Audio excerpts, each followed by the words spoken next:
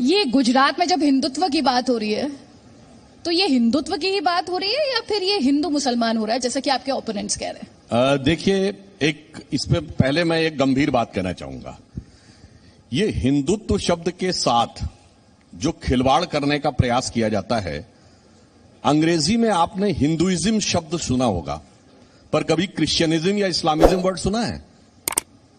सिर्फ Hinduism word क्यों?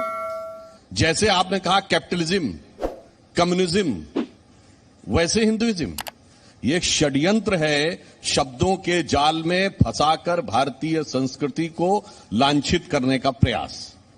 अन्यथा मैं पहले एक बात कहता हूं कि यदि आपसे पूछें कि दुनिया में कोई एक देश बताइए जिसपे इस धरती पे पाए जाने वाले सारे धर्म पाए जाते हो, तो सिर्फ भारत है।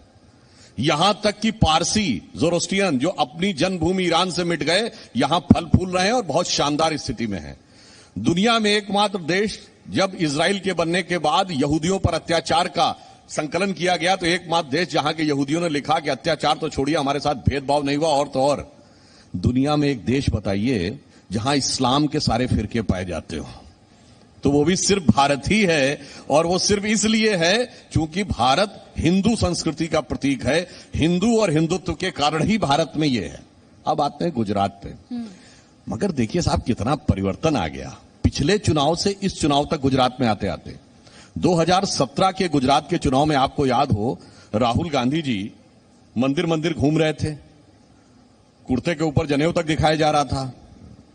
इस चुनाव तक आते आते भारत की राजनीति में कितना परिवर्तन आ गया बताइए। ममता बनर्जी जी चुनावी मंच से चंडी पाठ करने लगी, प्रियंका गांधी जी चुनावी मंच से देवी स्तुति करने लगी, अखिलेश यादव को यूपी के चुनाव में सपने में भगवान दिखने लगे, और गुजरात का चुनाव आया तो केजरीवाल को नोट पे भगवान का स्थान दिखने लगा। इतना बड़ा परिवर्तन, इसे कहते हैं मोदी है तो मुमकिन है। ये क्यों परिवर्तन हो रहा है? क्योंकि बदले बदले मेरे सरकार नजर आते हैं, दिल्ली में बैठे हुए मोदी सरकार नजर आते हैं। तो चलिए, आपने इतने सारे एग्जाम्पल्स यहां पर गिनवा दिए। आप एक असदुद्दीन ओवैसी कहते हैं कि आप लोगों में होड़ लगी हुई है। राहुल गांधी, बीजेपी तो पहले से ही थी, राहुल गांधी भी, अरविंद केजरीवाल भी, हर कोई बस यही साबित करना चाहता है कि इनमें सबसे बड़ा हिंदू कौन है। नहीं, होड़ इस बात की नहीं लगी हुई है। होड़ इस बात की लगी हुई है कि सबसे बड़ा मुस्लिम परस्त कौन है। देखिए, अब जो ये होड़ की बात करते हैं, जब सीए का, एनआरसी का मामला आया, तो कांग्रेस हो, असदुद्दीन ओवैसी हो, कम्युनिस्ट पार्टियां हो, या जितनी भी रीजनल पार्टियां हो, इन सब में होड़ थी। धारा 370 पे कौन प्रबल विरोध कर सके, उसकी होड़ थी। राम मंदिर में कौन विरोध कर सके, उसकी होड़ थी। अगर आप कॉमन सिविल कोड पे सब एक हैं, अरे भाई, इन सब में तो जवाबी कव्वाली चल रही है। और ये जवाबी कव्वाली इसकी नहीं है, मेरे सुर मेरा तुम्हारा। वो किसका सुर ज्यादा तेज हो, ताकि वो दिखा सके कि मैं कितना बड़ा अल्पसंख्यकवाद का, मैं मुस्लिम जनरल की बात नहीं कह रहा हूं, कट्टरपंथी मुस्लिमों का कितना बड़ा हिमायती हूं। उस प्रवृत्ति के प्रतीक हैं असदुद्दीन ओवैसी, और उनका कंपटीशन चल रहा है कांग्रेस और अन्य दलों के साथ। उदाहरण के लिए मैं एक बात बताना चाहता हूं कि जब रथ यात्रा चल रही थी अडवाणी जी की, तो पहले कम्युनिस्टों ने हल्ला मचाया, फिर कांग्रेस ने उससे ज्यादा हल्ला मचाया, फिर लालू यादव जी ने कहा सारा क्रेडिट तो यही लिए जा रहे हैं, तो मैं गिरफ्तार करवा देता हूं। तो फिर मुलायम सिंह जी को लगा कि सारा क्रेडिट तो वही ले गए, तो मैं गोली चलवा देता हूं। तो वो जवाबी कव्वाली का दौर, या यो प्रतिस्पर्धा, मैं कहूंगा देश के लिए घातक तुष्टीकरण की राजनीति की प्रतिस्पर्धा पिछले 30 वर्षों में चल रही है। और हम ईमानदारी से सर्वपंथ संभाव, यानी जिसे ट्रूली सेक्युलर कहते हैं, उसमें विश्वास करते हैं। अब मैं वो कोर क्वेश्चन पर लौटती हूं जिसकी मैंने जिक्र किया था कि मैं दूसरे सवाल से शुरू करूंगी। पहला क्वेश्चन यही है, हिंदुत्व जरूरी है या चुनावी मजबूरी है? देखिए, और ये सवाल मेरा सिर्फ बीजेपी के कॉन्टेक्स्ट में नहीं, गुजरात की जो सियासी पिक्चर है उसके कॉन्टेक्स्ट में।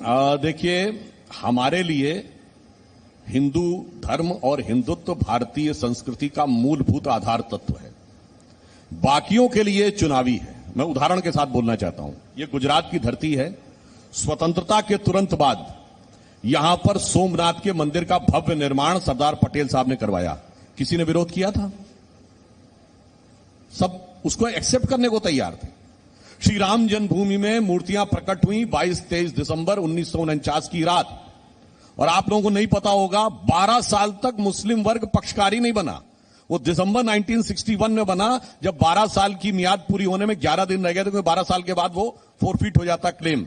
इसका अर्थ यह हुआ कि ऐसी बात नहीं थी कि लोग इसमें राजनीति देख रहे थे।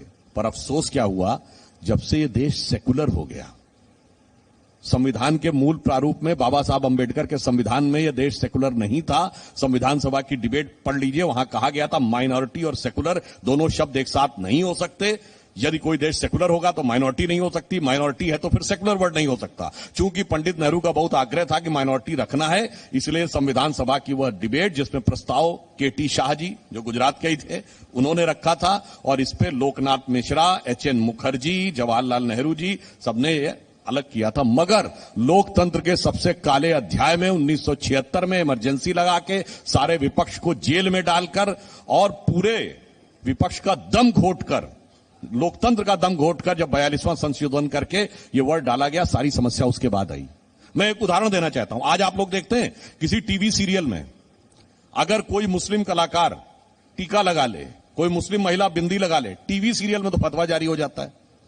और एक जमाना था, आजादी के बाद के दौर की बात बता रहा हूं, जहां गाने लिखे जाते थे, भजन लिखने वाला भी मुस्लिम होता था, संगीत देने वाला भी मुस्लिम होता था और गाने वाला भी मुस्लिम होता था।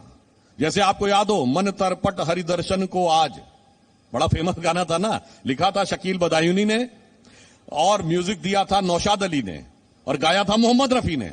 आज तो फतवा जारी हो जाता ना, क्यों गा लिया था? तब ये सेकुलर नहीं था, सेकुलर की राजनीति नहीं थी। जब से सेकुलर वर्ड डाल के और उसकी राजनीति शुरू हुई है, भारत में सारी समस्या तब आई। तो हमारे लिए यह अनादिकाल से भारत की परंपरा का प्रतीक है और उनके लिए राजनीति का उदाहरण भी देता हूं।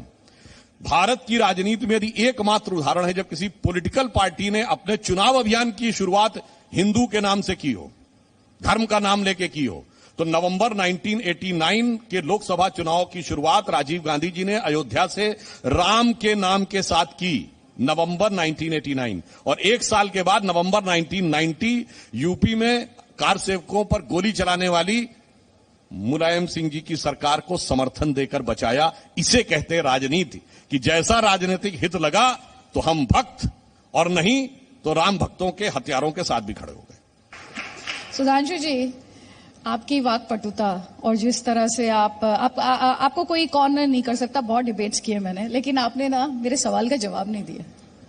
मैंने आपसे पूछा था कि इंडिया में मंदिर मस्जिद की लड़ाई क्यों?